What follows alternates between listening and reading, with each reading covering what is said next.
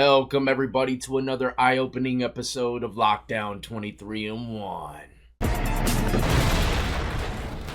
So yesterday I did a live stream. If you ain't seen it, go check it out. It's titled Prison Talk Episode 1. During that live, I spoke about some content that's going to be coming your way, something a bit different. And today's the day. This channel is well known for many wild prison stories. Either we're hearing it from interviews and people in person, or just some wild stories that I happen to have found and want to bring them to your attention. It's going to be similar, but we're going to go into more depth on these inmates that are involved in these gruesome murders that take place inside a prison. I like to see where it all begins for an individual. Even when I'm doing my interviews, I like to ask them about their childhood. What made them go down this dark path? And today we're going to see how the dark path of prison can easily escalate into a life sentence or even death.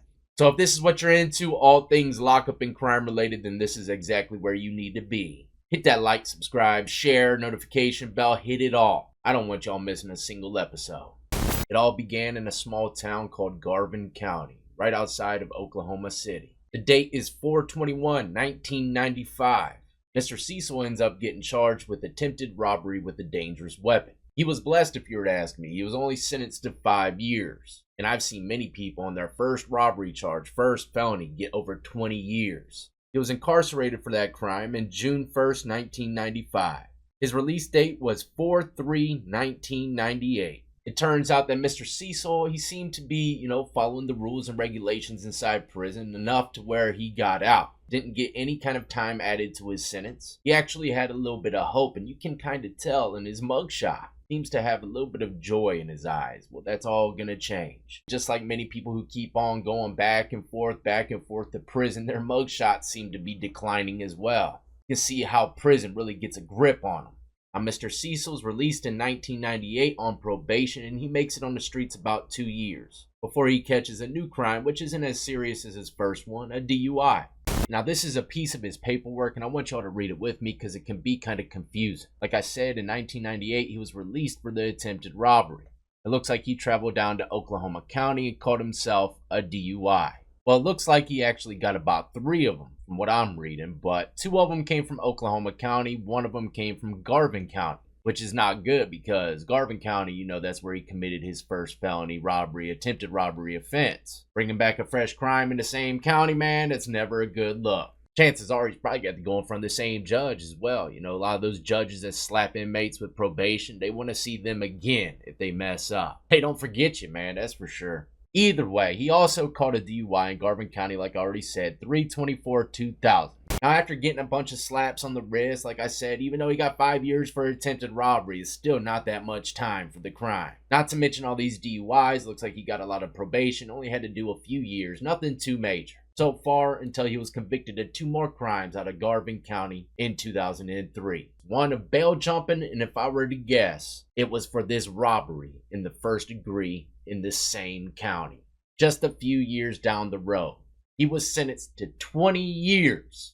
His release date wouldn't be until 7/22/2020. Now, like I said, this guy's got a lot of mug shots, right? And you can see hope in his eyes throughout all of them until they slap him with this 20-year clip. It's all over. At least it is to him, if you were to ask me. You could tell in his mugshot.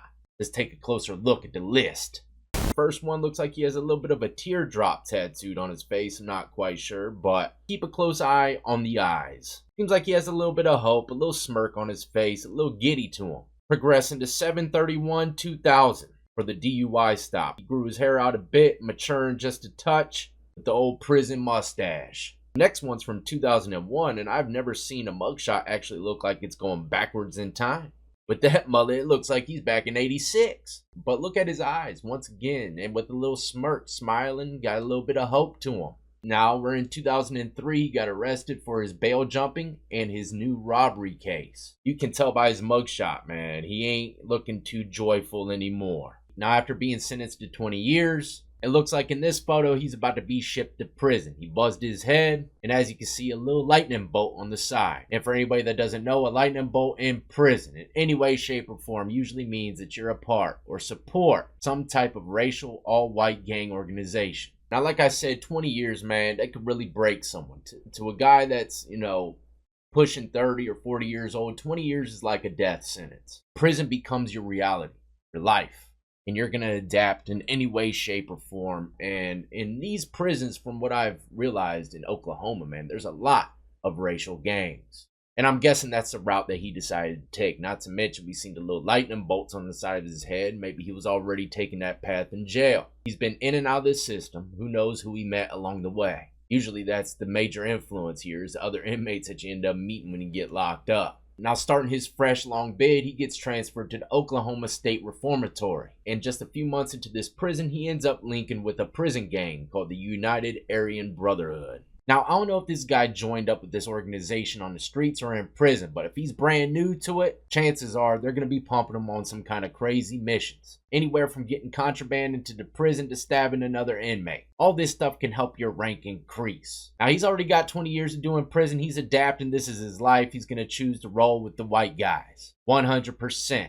In that 20 years, even though it's a long time, it ain't life, but he's about to get it now. A situation unfolds inside the Oklahoma State Reformatory that many people will never forget. On July 10th, 2005, a riot broke out at the Oklahoma State Reformatory OSR in Granite. Prisoner Donald Ray Jones, 29, died of multiple stab wounds as a result of a melee that started at about 7 p.m. on the prison recreational yard. 8 other prisoners required treatment at a local hospital following the fight. 6 of the men were returned to the prison following treatment. On July 11th and 12th, guards conducted an intensive shakedown of the OSR. They discovered about 20 shanks, mostly in the common areas where they probably dumped them in anticipation of the weapon sweep. Now, I couldn't find no photo of Donald Jones, the 29-year-old that was stabbed to death, but let me say something about the shanks being found in the common area. This is actually a common thing. When there ain't that much structure in the prison and everyone's carrying a weapon, if they get wind maybe a little too late that the guards are coming in to do a shakedown, they'll start slinging these blades anywhere. And I've seen it in the prisons I was in. You know, lockdown, shakedowns coming, these guys start throwing the blades right out their cell window. So that's a risk they're willing to take, you know. Anything's better than actually getting caught with it red-handed. Now, before I continue with the story, let me also say this about Mr. Jones, the man that was stabbed to death on the yard. He was in there for sexual assault crimes. Did that have a factor in the reason why he died? Maybe a little bit, but not so much. Jones, a black man, was targeted by 3 white prisoners who decided to kill an inmate in retaliation for the recent killing of a United Aryan Brotherhood gang member in a correctional facility in Cushing. Now look, that's a whole nother story, but this just goes to show you that something that happens in one prison can cause violence in another prison in a different county. Word spreads, this is the green light, it's time to go. The assailants caught Mr. Jones alone in the prison yard, stabbed him, then chased him, and as he ran, he stumbled. When he hit the ground, they continued to stab him until he lost his life. Witnesses at the time identified Cecil as one of the prisoners who stabbed Jones. Now, this was reported widely in the news, but unfortunately it took until 2013 for Cecil to be charged for this murder. But the prosecution's going for the death penalty. Keep that in mind for the end of the video. Now, later down the road, Mr. Cecil gets transferred to Davis Correctional Facility. He's 42 at the time. He doesn't have a cellmate yet, but he's about to get one. Mr. Eric Grimm, who unfortunately ends up losing his life in the cell with Mr. Cecil. The state medical examiner determined Grimm's death was a homicide caused by ligature strangulation. Mr. Cecil used an electrical cord. A correctional officer found Mr. Grimm on the floor of his cell, covered with blankets and clothes. The officer asked Cecil what happened, and Cecil told him, "It's too late, man.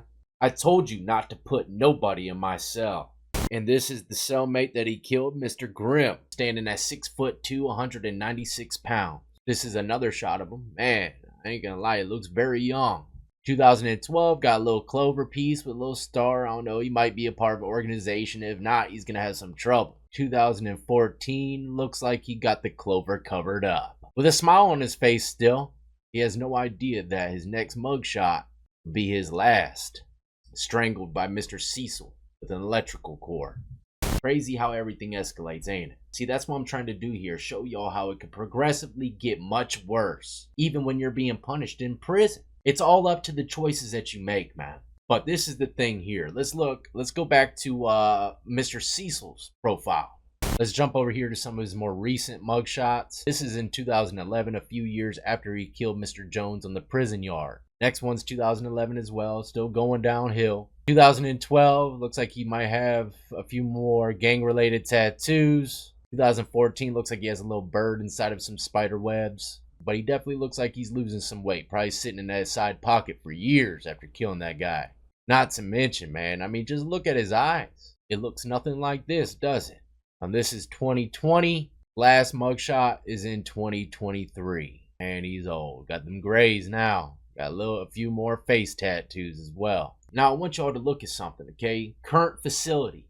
Outside. How is that possible? He was sentenced to life without parole. It's because he passed away, just like his cellmate that we looked at right before him. His current facility was outside as well. But we know that Mr. Grimm died, so how could it be outside? That's just what they put when inmates pass away. That's what I'm assuming. Also, I did a little more searching and found this. It appears to be his obituary. Douglas Monroe Cecil was born on August 8, 1972 in Oklahoma City to Luther and Jackie Palmer Cecil, and passed away on February 16, 2024 in McAlester, Oklahoma. He died at the age of 51, and everything matches up even down to his birthday to what we just got done reading on the Oklahoma Department of Corrections website. I don't have much to say about Mr. Douglas, probably because he spent most of his time in prison, but still, he must have taken some kind of pride in what he did a little bit on the streets, because it wrote down that he was a construction worker in the oil field. He enjoyed fishing, hunting, and being outdoors. He loved his family and will be dearly missed. Now, all this started back in 1995 with Mr. Cecil and his attempted robbery. Ended with him becoming a killer in prison, chasing people down on the yard, stabbing them up. Then later on down the road, killing his own cellmate, Mr. Grimm. And that's another major thing I want y'all to understand. Why was Mr. Grimm in a cold-blooded killer cell? If you look at his rap sheet, he ain't have nothing but some stolen property, possession of stolen property, burglary. But look, in 2012, right before he died, he was carrying a weapon / drugs or alcohol into a jail. If I were to guess, that's what boosted his level enough to put him into a cell with a well-known killer in prison.